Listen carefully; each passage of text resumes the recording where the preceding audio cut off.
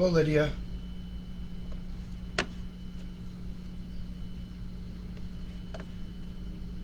Hello, Bryn. Welcome to Friday morning.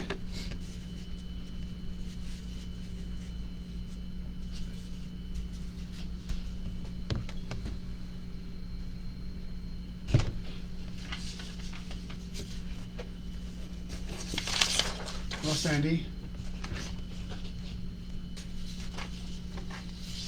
Hello, Misha.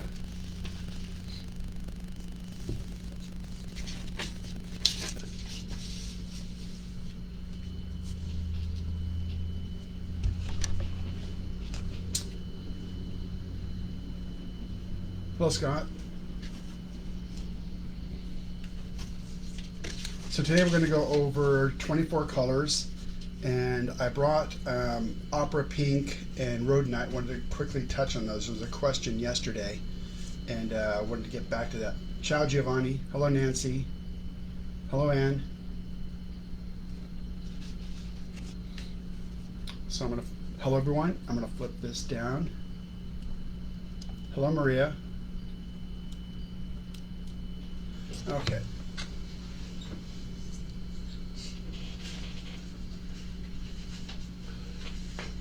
So just quickly, I want to show you what we did yesterday.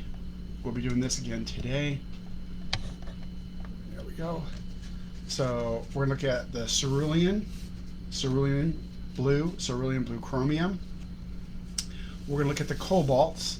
So we're going to look at Aurelium, which is cobalt yellow, PY40, cobalt blue violet, cobalt blue, cobalt green pale, cobalt turquoise, cobalt violet, and cobalt violet deep.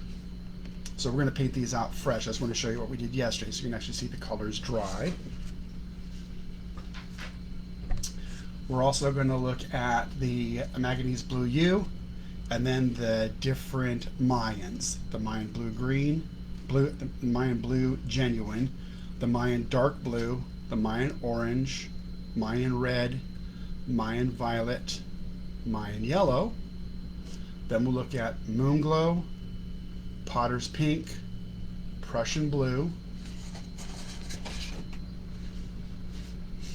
and then lastly we'll look at shadow violet, viridian blue, it's a very pretty blue, viridian, and then cobalt teal blue. I kind of messed that one up twice. I put one of the cobalts at the very end, but cobalt teal blue we'll look at the end. Okay, so with that, let me see if you're asking some questions. Hello, Letiza. Hello, Raffaele. I look forward to seeing you tonight at 3 o'clock in the morning. Should be good. Hello, Ethel. Hello, Emistina and Kimberly. Kimberly, anytime is a good time if you make it, so it's great to have you here. So there was a question yesterday about Opera Pink, and what is another color that could be used for Opera Pink? Opera Pink. So this is Opera Pink. This is the Rose Madder. And this is the Rhodonite. So nothing's going to match the Opera Pink in terms of its brightness. It's made with a fluorescent. It's one of two colors that are fugitive. The alizarin crimson and the Opera Pink. So nothing's going to match this in terms of brightness. But if you wanted to use something which is going to be super permanent, hello Claudia, then you could use the Rhodonite.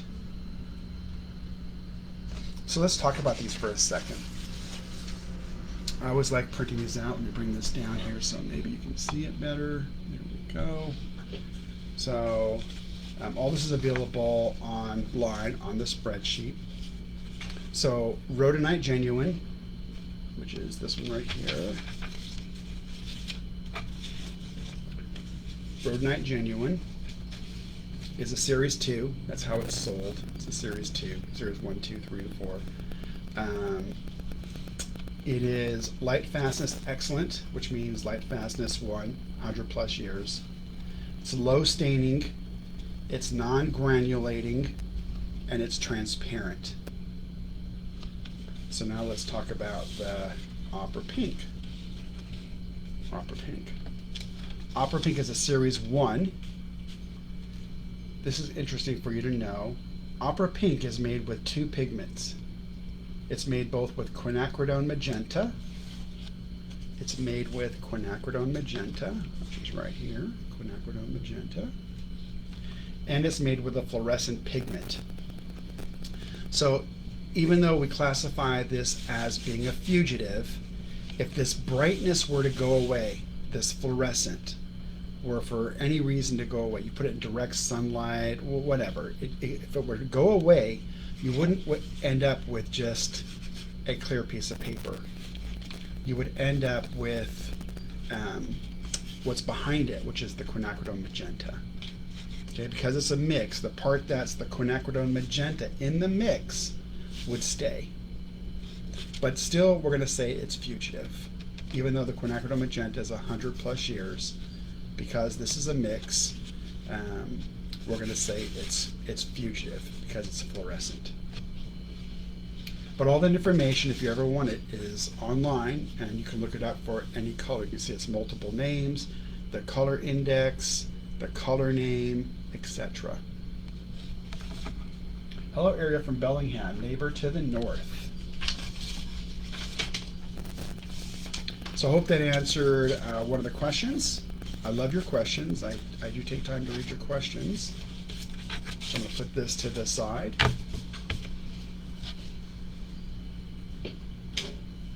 And let's look at colors. Let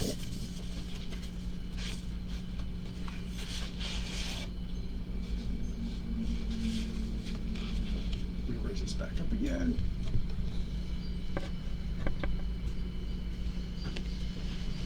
So I said earlier on, I'd be inviting artists. I think now, because we can marry Facebook with Zoom, that I'm going to start that either next week or the week after. I think that'll be really interesting. Let me see if I can get this to focus. Come on, focus. Come on, focus. There we go. All right.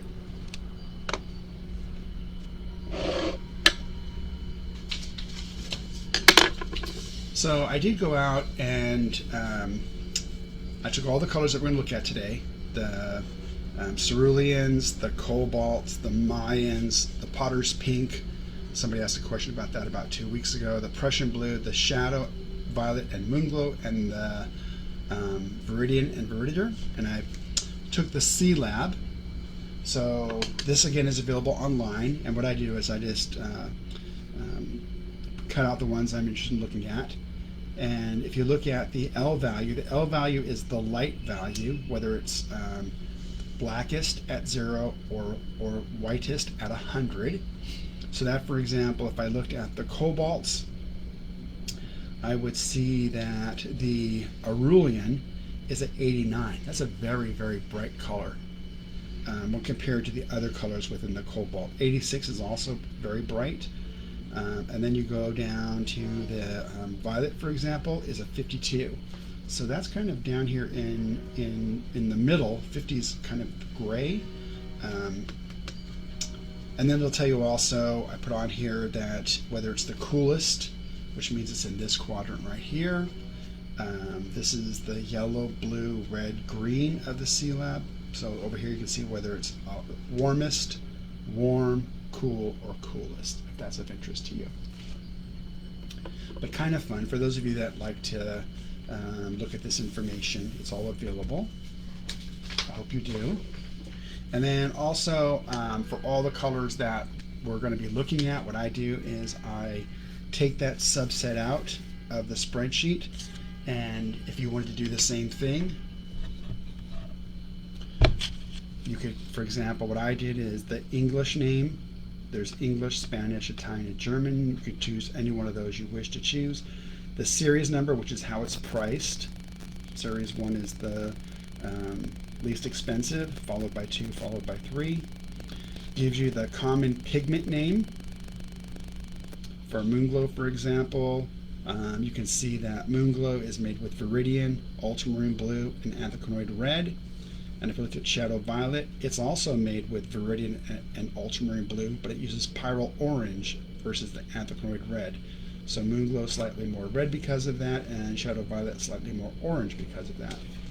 You can then use the color index name and see the actual pigments.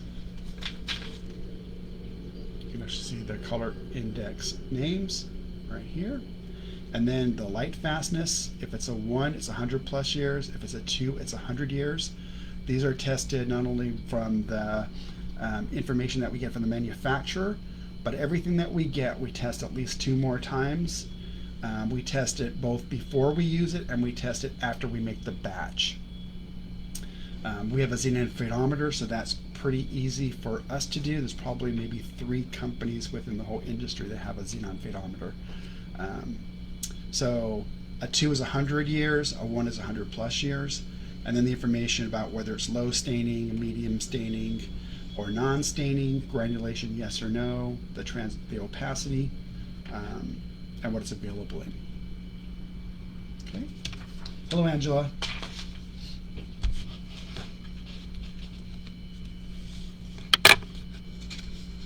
So Brenna B, what color is close to lunar violet, kind of in what way?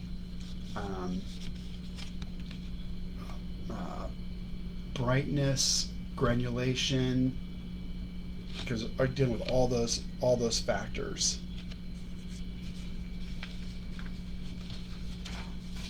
Okay, so let's look at cerulean blue.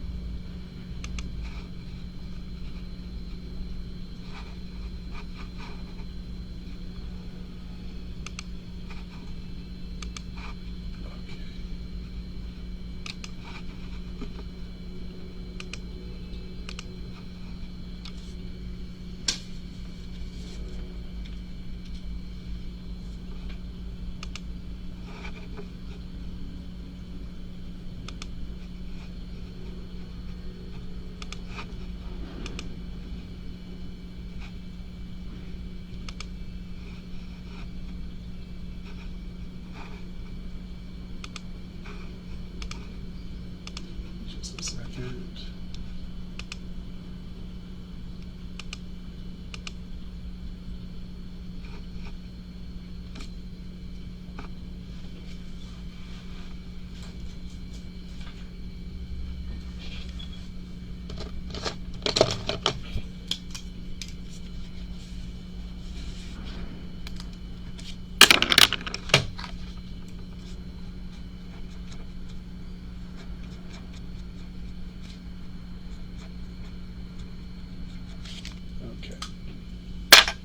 So let's look at cerulean blue.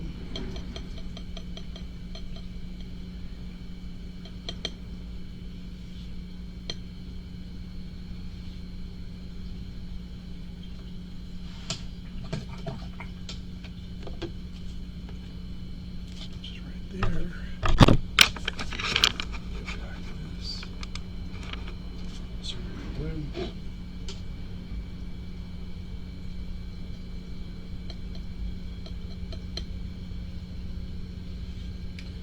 Cerulean blue chromium.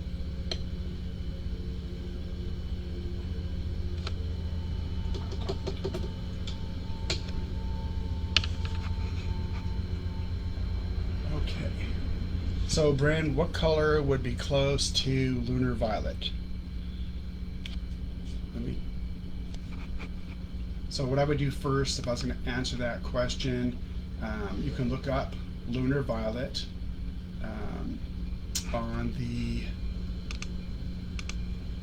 C-Lab table, and I'll give you the numbers, and maybe while I'm doing this, those of you that really know how to, you can mess with it, and then I'll give you the answer. So lunar violet is a 64 for the L value. It's a 7.47 for the A value, and it's a minus 10.7 for the B value. So why don't you tell me with those, with the L being a 64, A being 7.47, B being a minus 10.7, why don't you tell me a little bit about it, and then I'll tell you about it and see if it matches. But I'll tell you the answer no matter what. So the next one we're going to look at is a Cerulean.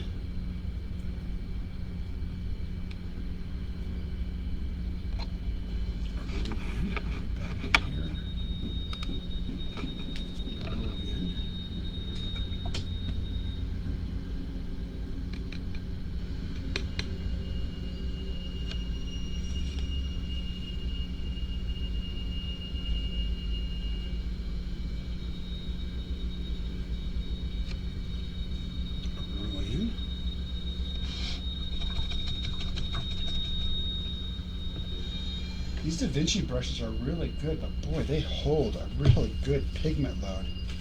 I find that I really have to swish around pretty hard to unload that brush. I think this is probably really good quality.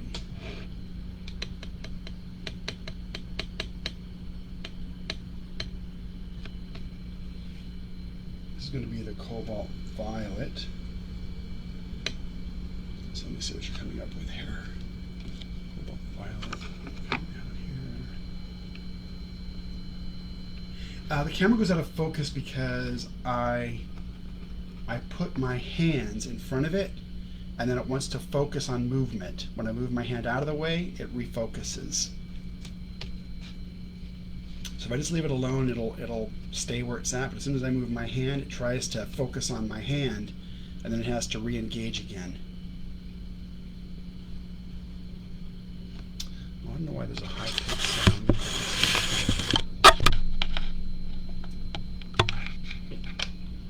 I gotta take this phone away here. Maybe that's causing it. Let's see if that helps.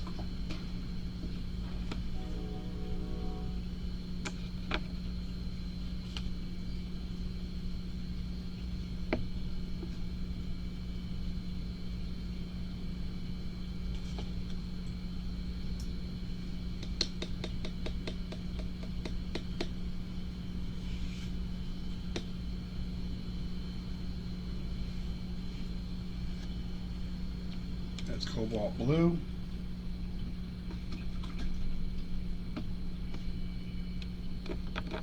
Next one is Cobalt Green. Yeah, somebody yesterday was telling me how to turn autofocus off. See, every time I put my hand in front of it, it wants to autofocus. Sorry about that.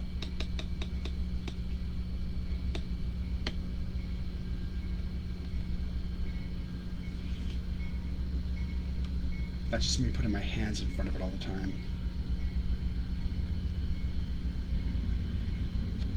I am back at work, so I'm going to start building the video room. I think that will help.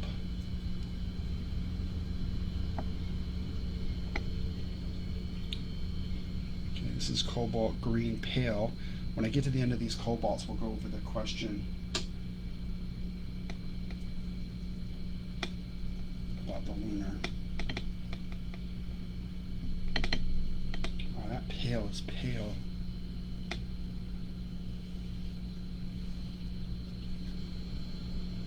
Cobalt Green Pale.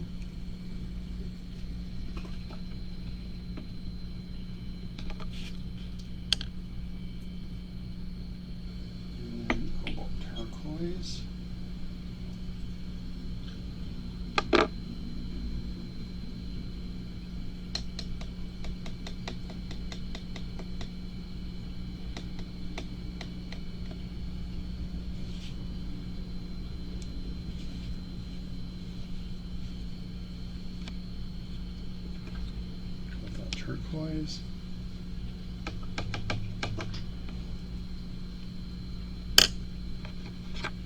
And then we'll do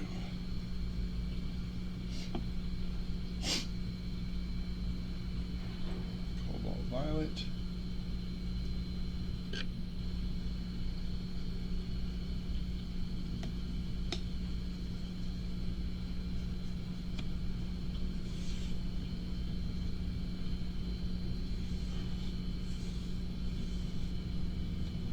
Cobalt violet.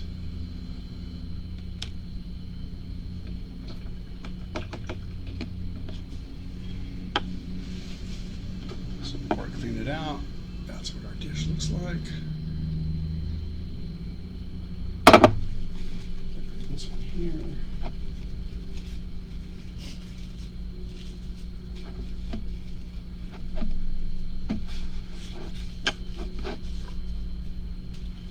And we'll do the last one, cobalt violet deep.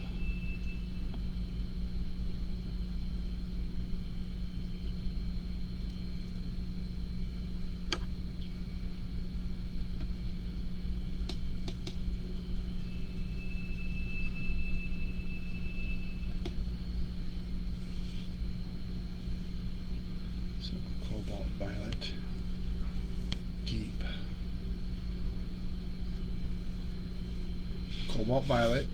Cobalt violet deep. Let me raise that up so you can see that better.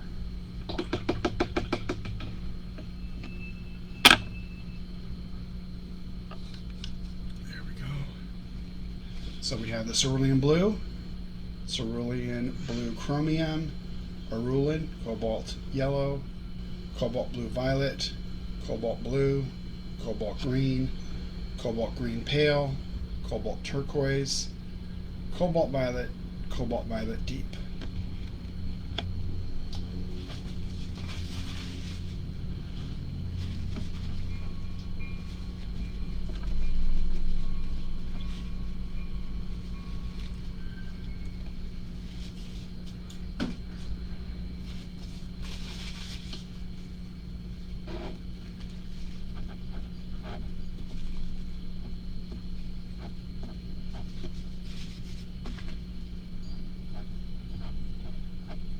Yeah, somebody was telling me that there's a new Sony camera, and it is supposed to be excellent when it comes to presenting color.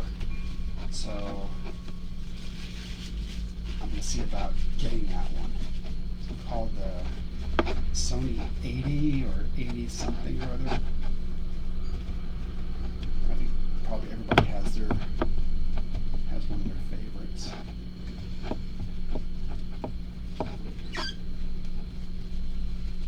I kind of like my iPhone. It's just so heavy. Hello, Tanya.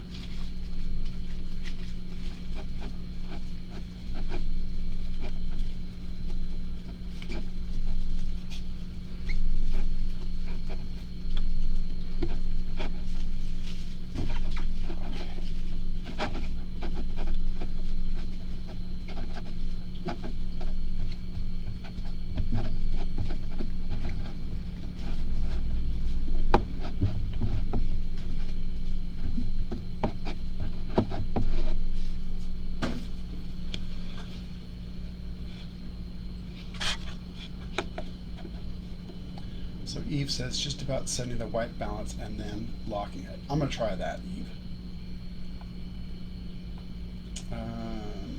Let's see. Scott, Eric. So Scott does excellent presentations, so it's good to have him on. John, could you talk about the difference between alizarin and permanent alizarin?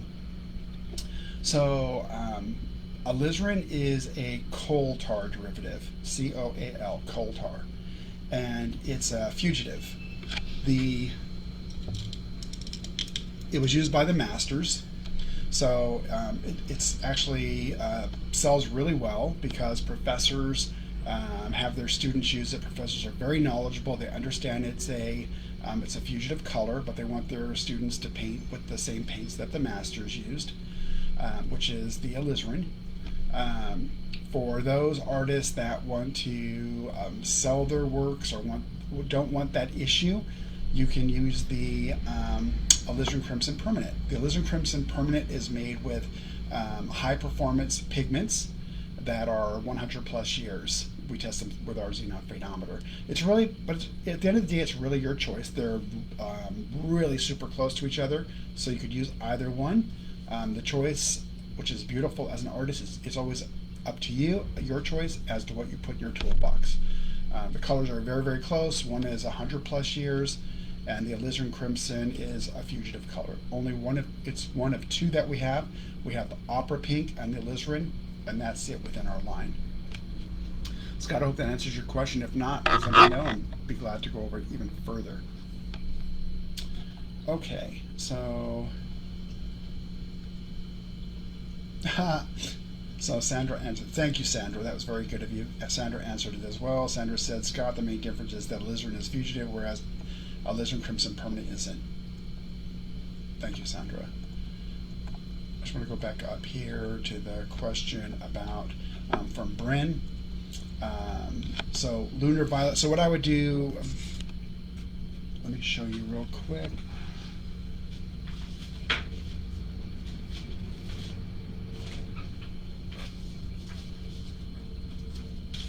Of course, that is really quick. We have to search for it.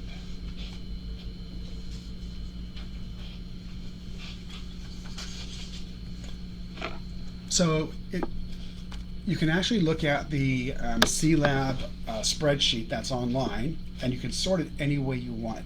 So if you wanted to sort it on the, and this is just really quickly for, I'll just do this in a couple seconds. If you have the lunar violet, and you have the L, the A, and the B.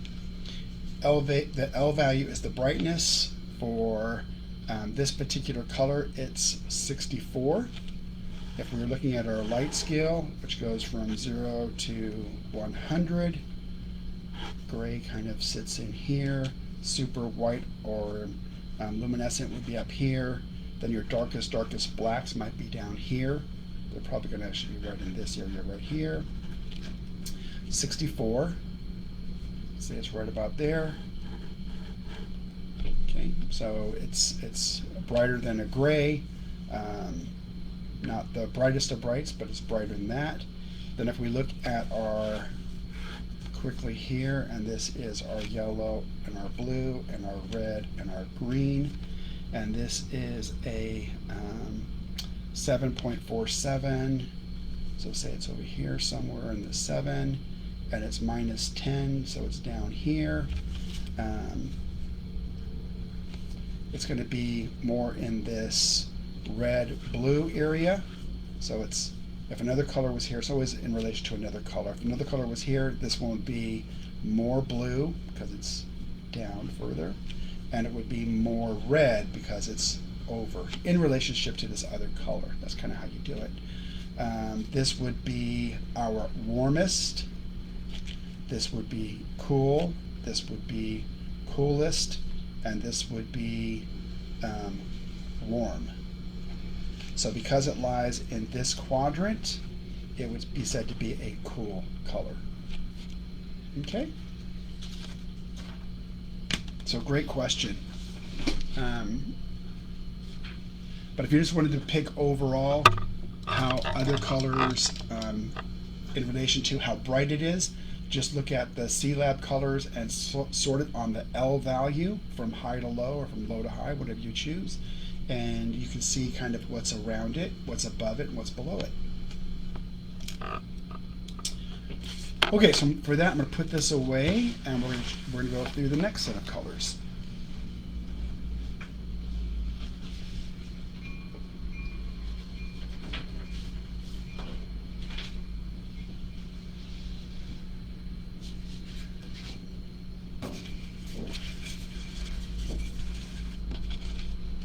So let me raise this up. Put that down.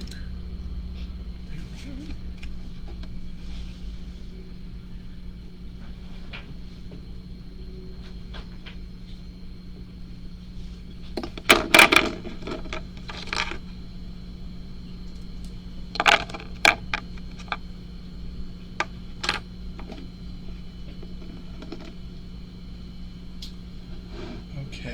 So now we're going to look at, first one we'll look at is going to be the manganese.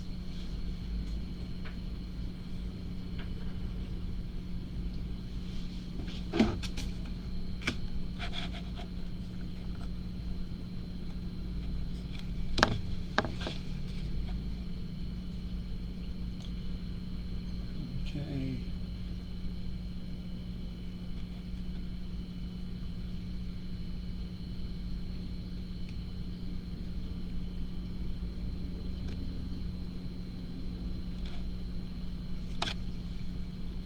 Hello, Elisa, and Bren, you're very welcome.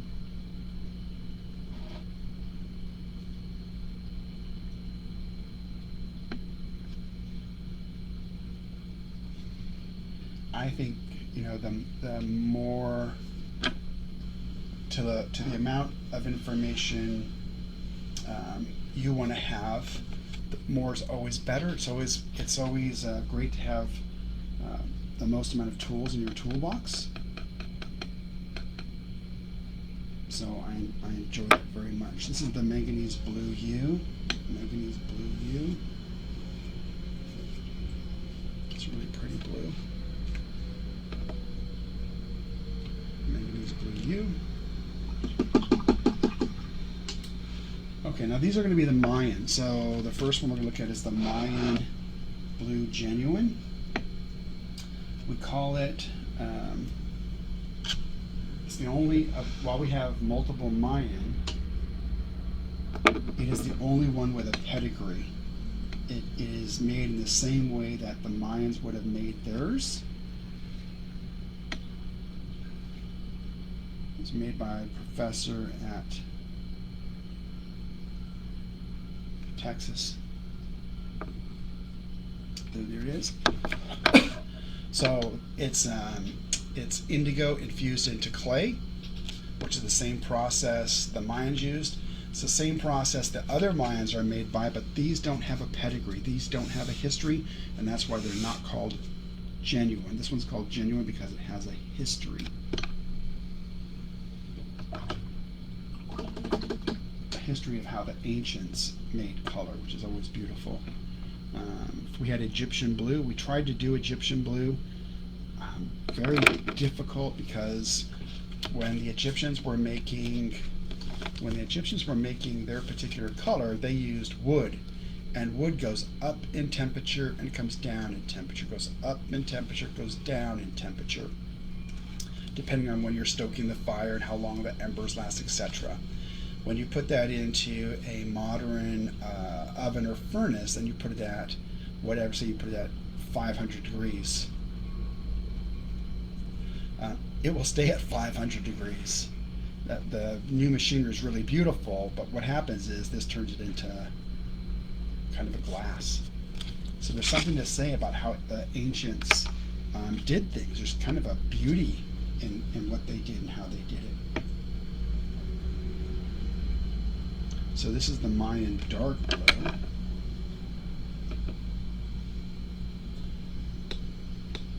So, Angela, what infused means, it means almost like when you infuse a turkey with a brine solution, B-R-I-N-E, a brine solution.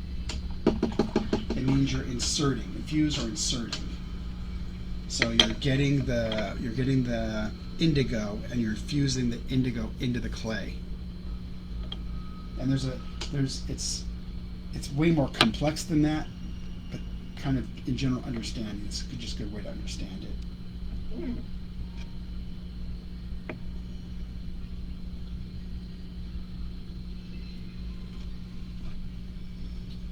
Another cup of water. My water's turning blue.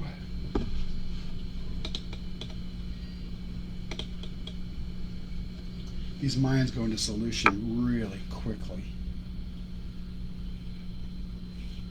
And I still think the best way to test colors is the 238 dot card. It's just a really good way. That way you're not spending your money on something that isn't going to give you something to put in your toolbox. You can get exactly what it is you want, and you can actually test it. So Mayan orange. The next one's going to be Mayan red.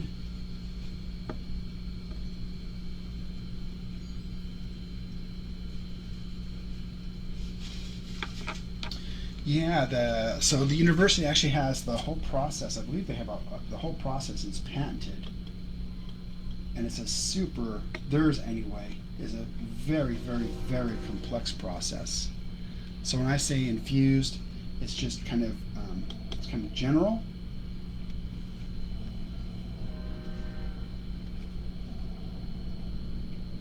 There we go. That's the Mayan red.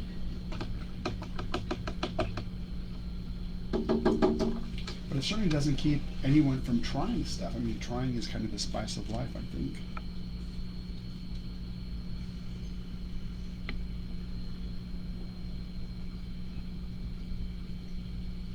Thank you for sharing that, Eve.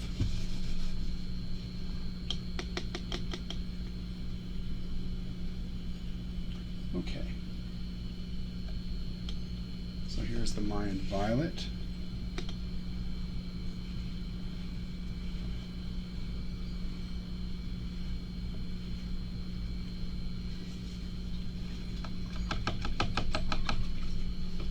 Hello, Mel.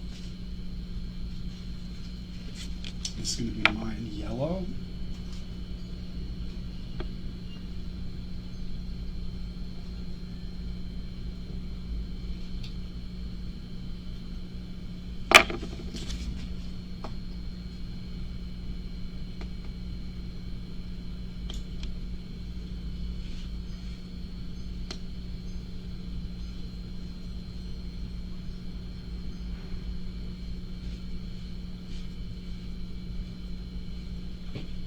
Yellow.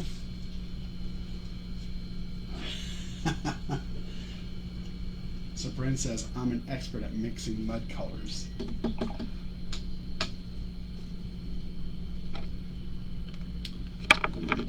Mayan violet.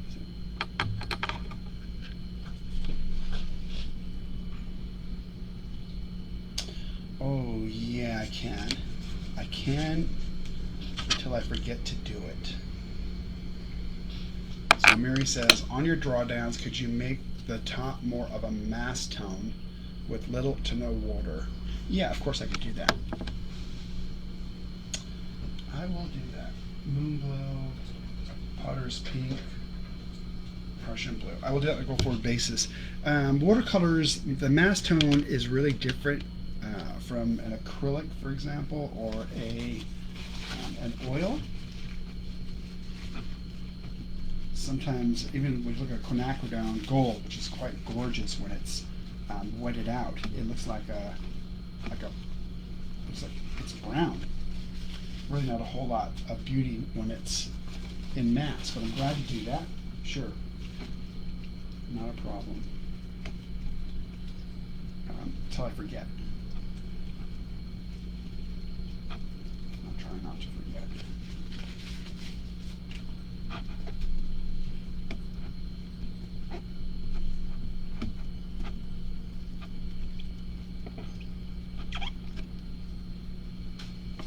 I moved about 3 months ago, and my rug that I was doing all the demonstrations on just had at least 260 colors on it from putting the paint outs on the ground when I was done with them.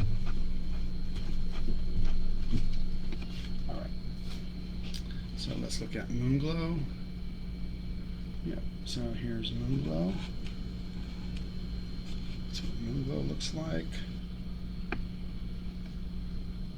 So Moonglow is 3 pigments: Lichenoid red, ultramarine blue, and the Viridian.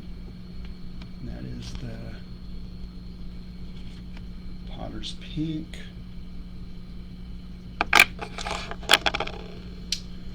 And this is the Prussian blue.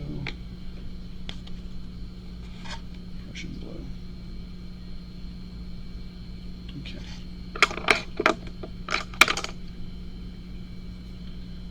Pink.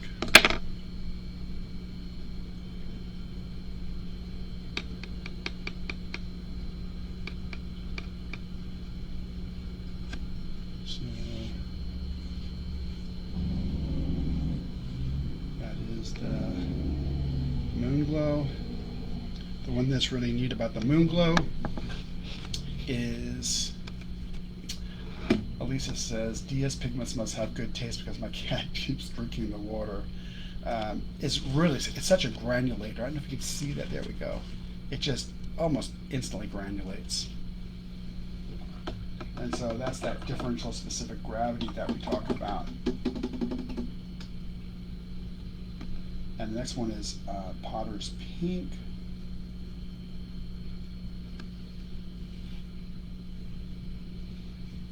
So it looks very dark in mass.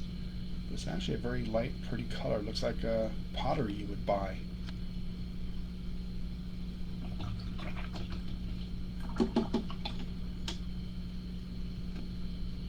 And Prussian blue, this is going to be intense. It's an intense color.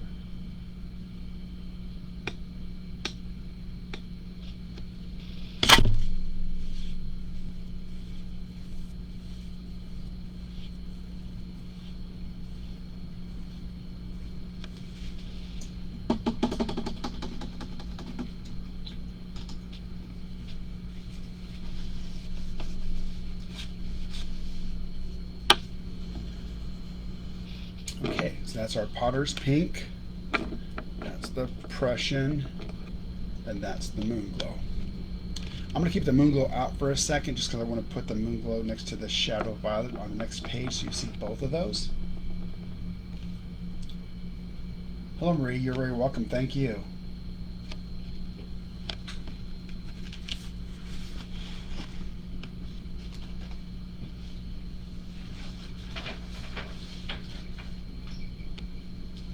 Okay. And I'll write these here real quick. Those.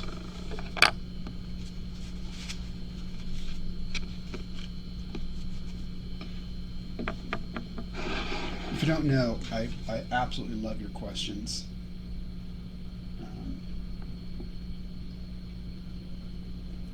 If there's a question you have on the reading the color chart, if there's a question you have on the C-Lab, let me know.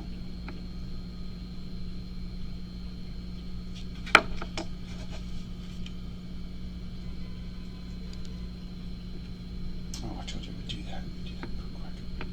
See, there's Viridian. See how fast? Sometimes, unless you do it. What is it? Takes 20 days for it to become a habit.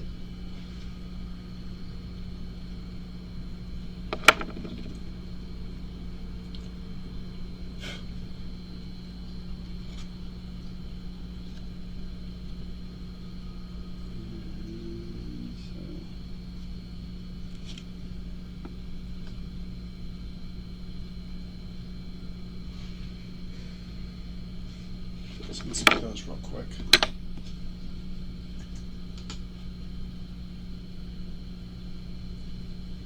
So this one's going to be the Shadow Violet. So the neat thing about the Shadow Violet is it's mass resolution with paint. So mass tone by definition for us, as we make paint from a manufacturing standpoint, mass tone is what it is coming out of the tube.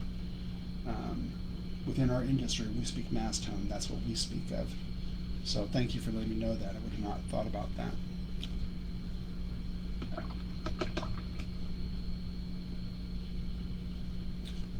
Viridian blue.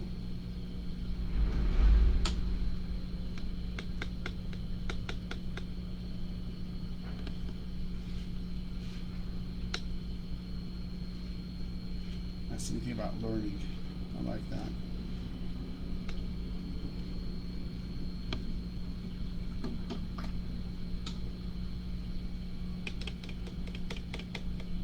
This is Viridian.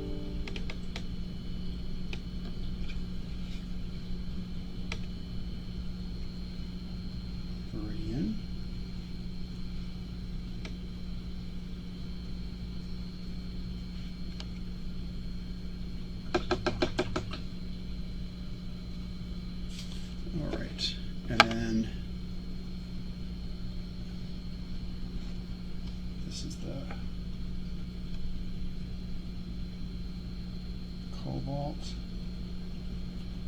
Sorry to get this one with the rest of them. So this is the Shadow Violet. This is the Veriditor.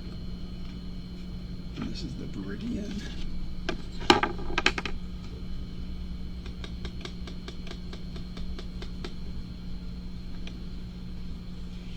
This is the Cobalt Teal Blue.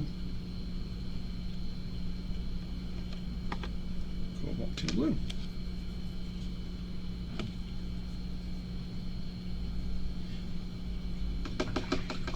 So the Shadow Violet is just like the Moon Glow. It's interesting how quick it grinds. You can kind of see it over here. It really granulates really well.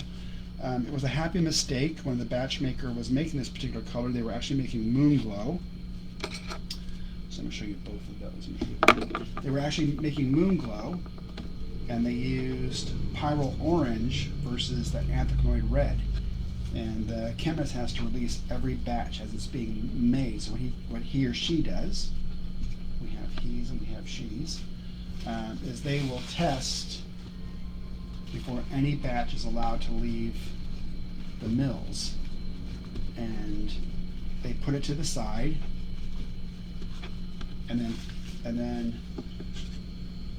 this time it was Ron. Ron really liked the color, so we came out with a Shadow Violet. So I'm going to show you Shadow Violet, and I'm going to show you its sister Moon Glow. Who does a song like that?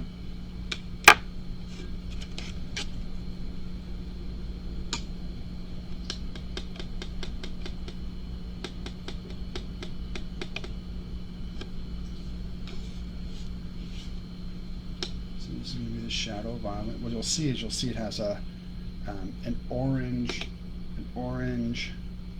cast to it because of the Pyrrole Orange.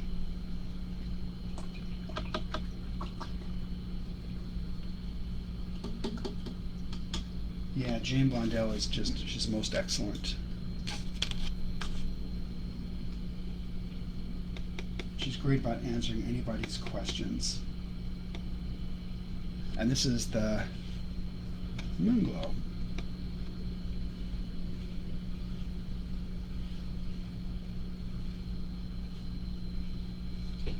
So you can see this one kind of has an orange cast to it. This one being the Shadow Violet because the Pyrrole Orange. So they both have Ultramarine, they both have Viridian. This one has Pyrrole Orange and this one has Anthracnoid Red. So slight reddish tinge cast to the Moon Glow, slight orange to the Shadow Violet. Shadow Olive, I like that. Elisa, you must like olives. I love olives. When I went to see Angela in Spain, Angela Barbie, we had they have olives everywhere. Everywhere you eat, they bring out olives. It's just, if you love olives, what a place to go.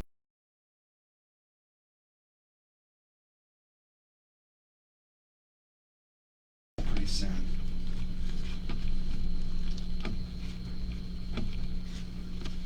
It's like all of us as a world seem to be doing better. I hope that continues. I really miss seeing people. Not seeing places, not so much.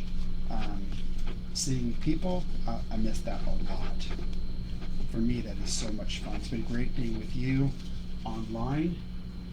It's energizing. Especially, I must say, with watercolors who are, I love the social dynamic piece of that, the learning piece of it, the sharing of the stories of what makes you do art, what enjoyment you get from art, what you're trying to convey in doing art. I think all those are phenomenal. I think it's a journey. It's a really cool journey. Okay, so let me. I did want to show you, so you can see as those dry, the orange versus the red.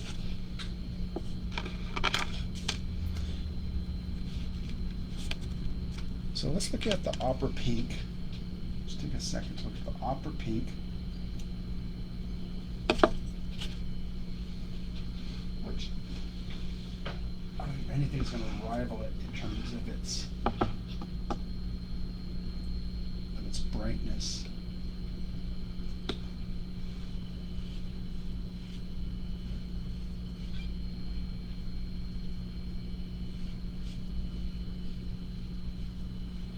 Opera pink.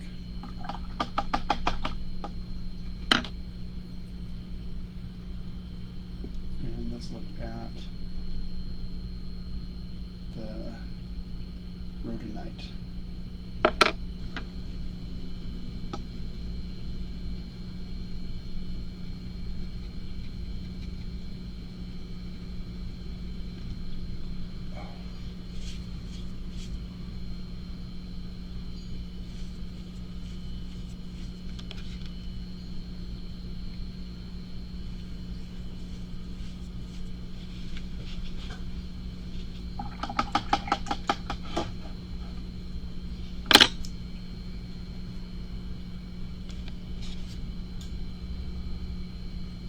I'll draw that down.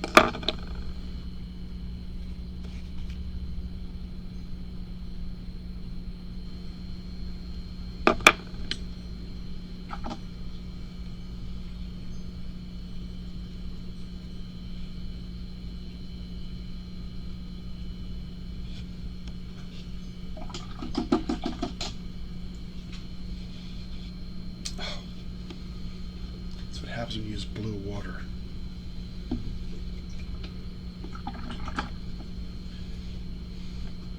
Blue inside of your, well,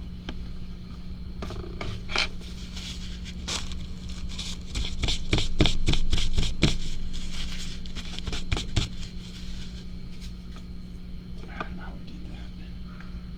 Let's see if we do this better.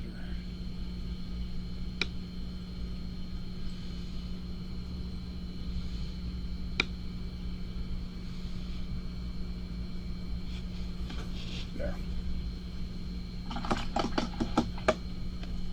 There we go.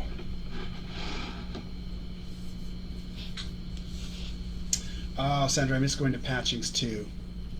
Patchings is in the UK, and it's just a wonderful place to meet people and see people.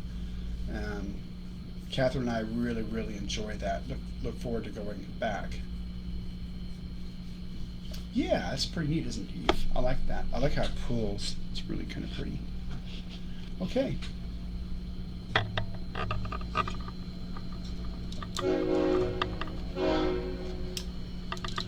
All right. So with that, thank you for joining me on Friday. It's been great.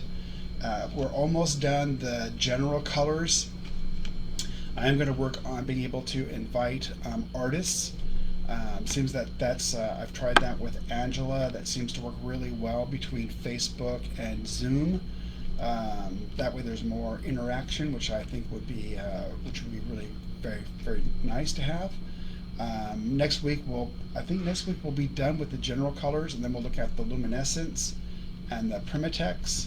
So if you've got questions, if you let me know earlier, what I'll be able to do is then go through the colors, and if you'd like to say, can you show me this one versus that one, or mix this one with that one, it allows me to go through the colors. I probably have 600 other colors over here, and I go through them trying to find them. So thank you, Giovanni, thank you, Elisa, Marjolaine, thank you, Sandra, thank you, Misha, thank you. I wish you all a great weekend. I wish you health and wellness for you and your family, and I'll see you next week. Bye bye, everybody.